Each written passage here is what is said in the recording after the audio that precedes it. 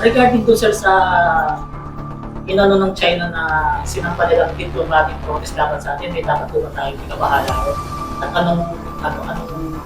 At sabi ni Pangulong Bongbong tungkol. Well, una sa lahat, no? Wala tayong dapat ikabahala sa mga ganitong diplomatic protest ng China dahil alam naman natin wala silang basihan. The 2016 Arbitral Award is very clear, no?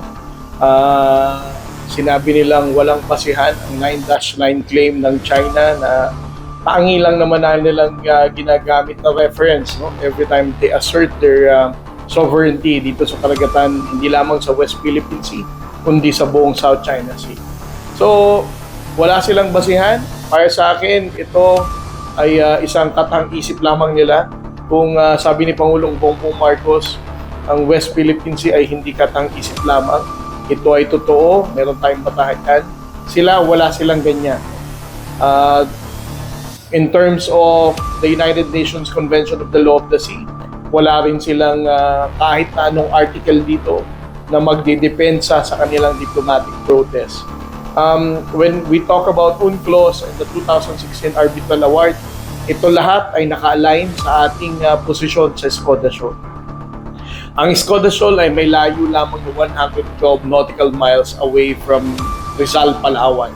So you can just imagine kung gaano kalapit dito sa Pilipinas at more than 1,000 nautical miles away from Hainan in China.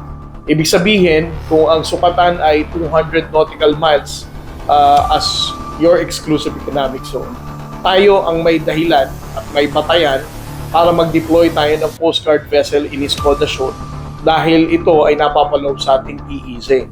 Sila, wala silang basihan.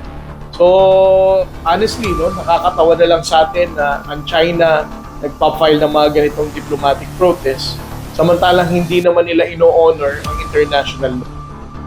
Para sa isang bansang may lakas ng loob na mag-file ng diplomatic protest na wala namang basihan na legal kung hindi kanilang katang-isip at gawa-gawa lamang.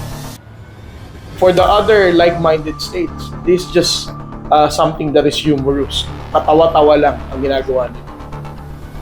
Sir, naratibo ng kabilang sir, mga Pilipino na medyo paling-paling sa kabila na ito raw lahat daw, pakanalap daw ni President BBM para raw magkagulo kasi lagi daw ninyong pinupromote yung China para tayo ay yung nangyaring banggaan, ito involve daw natin yung China. Ngayon sabi parang may nag-post daw sa inyo, may nagbabayan para just in case magkagulo, extend daw yung termino ni Pangulong Bongbong Marcos. Anong masasabi niyo sa lagi nilang binabalan sa mga issue na ito?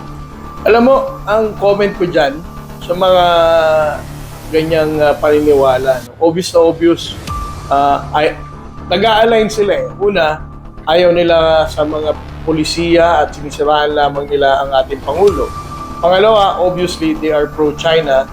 At kung titingnan natin, ibig sabihin, the mere fact na nagsasama ang mga anti-administration at ang mga pro-China, it will make you think, no? Definitely, siguro, ang nagpupondo dito sa mga anti-administration na to, na kung ano pinapakalat na fake news sa social media, ay definitely the People's Republic of China. Sino namang Pilipino ang magkakaroon ng ganyang lakas ng loob kung wala naman silang incentive or interest na nakukuha dito? Pero going back to your question, narinig ko din yan, nabasa ko din yan sa social media. Kung sinabi nila na yun daw nangyari sa Baho de Masinloc na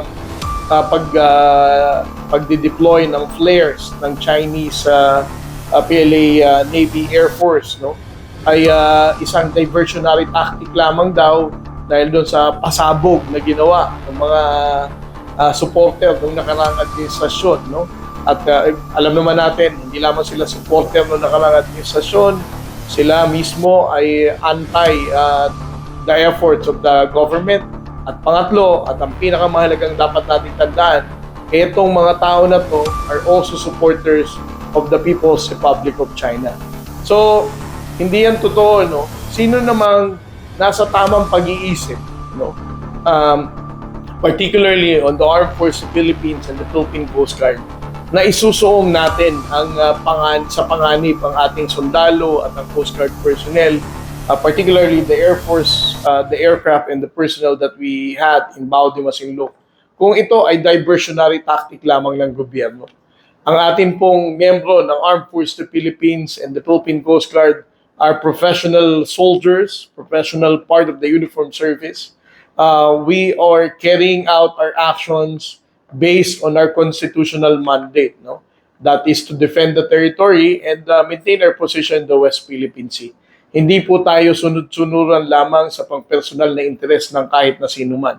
At sa totoo lang po, ang ating pong Pangulong Bongbong Marcos, mula nung unang araw niya na umupo sa palasyo, ang tanging pangako niya lamang po ay hindi niya isusuko at titindigan ang laban natin sa West Philippine Sea. Kung kaya't ang ating Armed Forces of the Philippines at ang Philippine Coast Guard has been taking orders from the President, not for personal reason, but because we know for a fact na ang pag-utos ng ating Pangulong Bongbong Marcos na ipagpatuloy natin ang presensya at pagpapatrol sa West Philippine Sea ay alinsunod sa ating mandato at ito ay para sa ikabubuti ng susunod na saling lahi ng Pilipino.